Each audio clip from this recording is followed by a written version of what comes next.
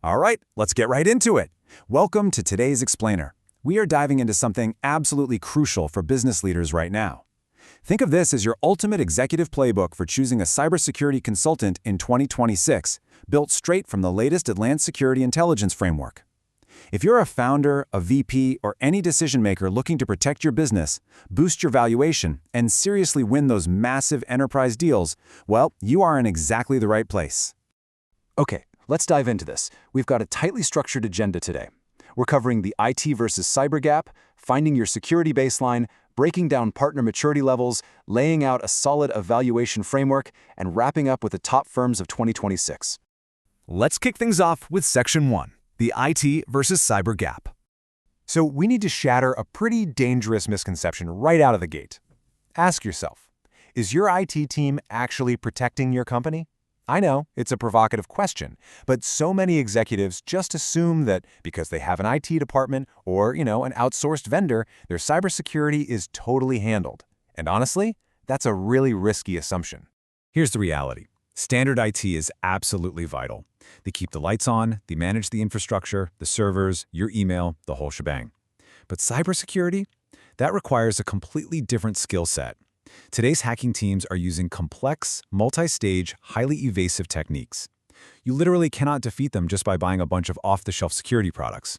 Fighting this kind of criminal machine takes specialized consultants who deeply understand threat defense, compliance, and strategic risk advisory. It's just a fundamentally different ballgame.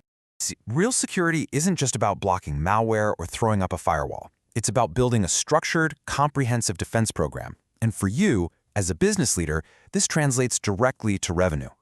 By reducing human error and tightening up defenses, you protect your entire business valuation. More importantly, it builds massive customer trust, which is exactly what you need to win those lucrative enterprise deals. If your competitors are taking security seriously and you aren't, you are going to lose market share, for sure. Moving right along to Section 2, finding your security baseline. Before you can secure your future, you've got to know exactly where you stand today. There's that great Lewis Carroll quote, "If you don't know where you want to go, then it doesn't matter which path you take." And this brilliantly illustrates the situation here. Think about a medical emergency. You wouldn't perform surgery on yourself, right? So please do not try to self-diagnose your cyber risks. You need a professional to look under the hood first. So, what does getting that baseline actually look like? Well, any solid engagement has to start with a formal audit against an industry standard like SOC 2 or NIST 853. Step 1 is data collection, taking maybe 3 to 5 days. Step 2 is building out your actual information security program plan, which takes up to 2 weeks. And only then do you hit Step 3, which is prioritized remediation. You absolutely must complete that audit before any actual fixing begins. Which brings us to Section 3, consultancy partner maturity levels. You have to understand that not all security partnerships are created equal. It's like a ladder with 5 tiers of depth. Down at level 1, it's purely transactional, just one-off tests, no real continuity. But as you move up through recurring retainers at level 2, embedded partners at level 3, and strategic engagements at level 4, you finally hit level 5, the trusted advisor. This is exactly where you want to be. A level 5 partner takes true, long-term ownership of your security program and actually drives measurable outcomes as your business scales. So the crucial point is, what does a partnership like this actually cost? Let's talk numbers. If you're a company with, say, 50 to 500 employees, you should be budgeting between $50,000 and $200,000 for that initial audit and remediation phase.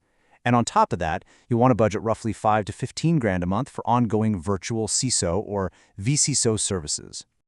Now, I know those numbers might sound a bit heavy at first glance, but here is the plain truth. This investment typically pays for itself. How? Because it literally unlocks your ability to win massive enterprise deals that demand strict compliance, like SOC 2.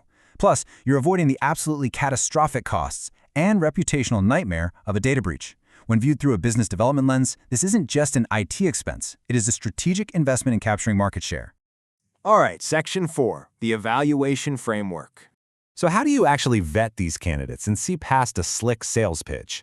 Here is your jargon-free checklist. First, check their expertise match. Are they cloud experts or on-premise? Next, look at their industry experience. A small fintech shouldn't be hiring a firm that only deals with massive conglomerates. Look at their reputation, their methodology. But here's a massive pro tip from the framework.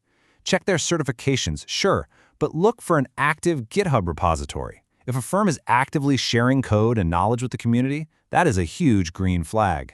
And for checking their communication style, here's a fantastic little test. When you're interviewing a consultant, ask them to explain phishing in layman's terms. Just watch how they react.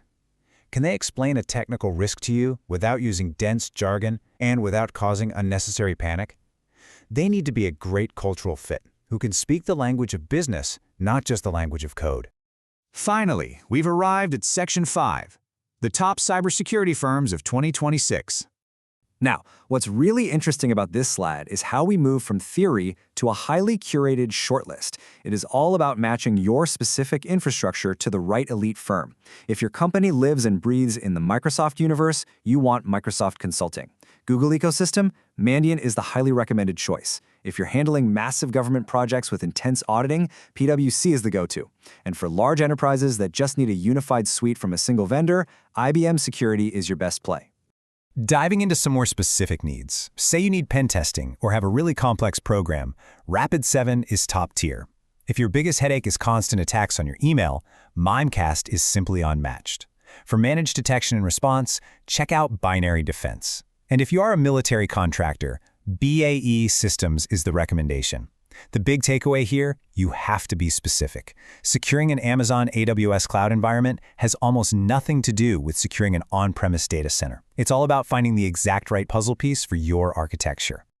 I want to leave you with this final provocative thought. Will your IT team be able to successfully answer the intense security questionnaires from your next major enterprise prospect?